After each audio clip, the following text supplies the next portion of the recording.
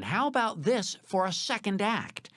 After returning home to Beaufort, South Carolina, Robert Smalls was elected to the U.S. House of Representatives, one of more than a dozen African Americans to serve in Congress during the period known as Reconstruction, when the formerly rebel states were reabsorbed into the Union and 4 million newly freed African Americans were made citizens.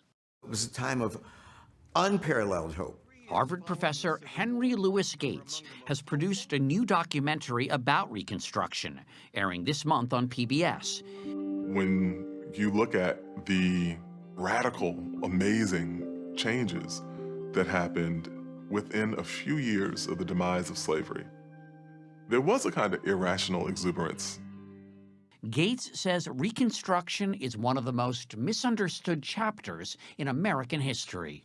Black men could vote, and they were about to elect congressmen to represent them throughout the South. I mean, you go and you ask people on the street who the first black person was elected to the U.S. Congress, they're going to guess it's the 1960s, the 1970s. And they would never guess it was Hiram Revels from Mississippi. Hiram Rhodes Revels was born free and served as a chaplain to black regiments during the Civil War.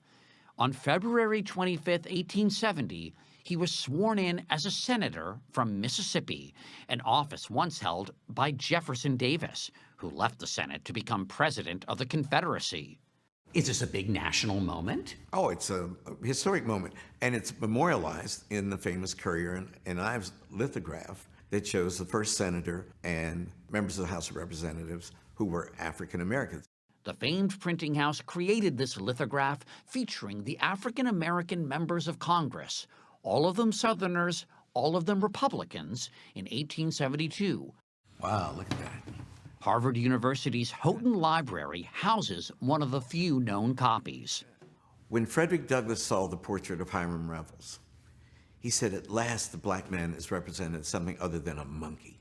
So some of these men, 7 years before, are slaves. That's right, absolutely.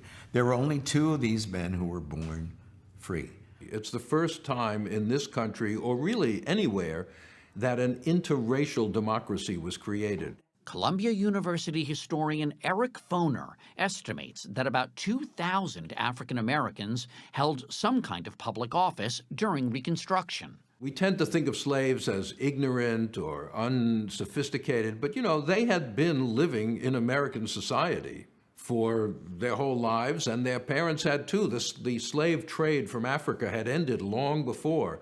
These people were Americans, and they wanted the same rights, the same opportunities as free white people had. How gutsy was it for these guys not just to try to be elected, but to get seated and to actually demand equality?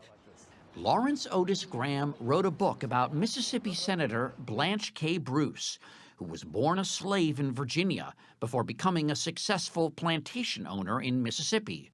Bruce and his wife Josephine were one of the wealthiest African-American couples in America and lived in this townhouse in an integrated Washington, D.C. neighborhood. This is not someone who was in over their head. This was someone who, despite all of the odds against him, succeeded enormously. The year he's seated in the Senate, 1875, is the apex of black representation during Reconstruction. 7 House members and 1 senator. So that's the high point. Yeah, no, it is. And so, but he doesn't get to enjoy that high point very long with his colleagues. When neither candidate in the 1876 presidential election secured enough votes in the Electoral College to be declared winner, a deal was struck. Southern Democrats agreed to back Republican candidate Rutherford B. Hayes. In exchange, the federal troops who had protected black voters were withdrawn from the South. Black voting rights were gradually stripped away, and black representation in Congress faded. Reconstruction was over, and the Jim Crow era of segregation began. For most of the 20th century, Reconstruction was portrayed as a failure. This is how the South Carolina state legislature was depicted in D.W. Griffith's 1915 The Birth of a Nation. That movie, which cast the Ku Klux Klan as heroes, was a sensation with white audiences. President Woodrow Wilson even hosted a screening at the White House.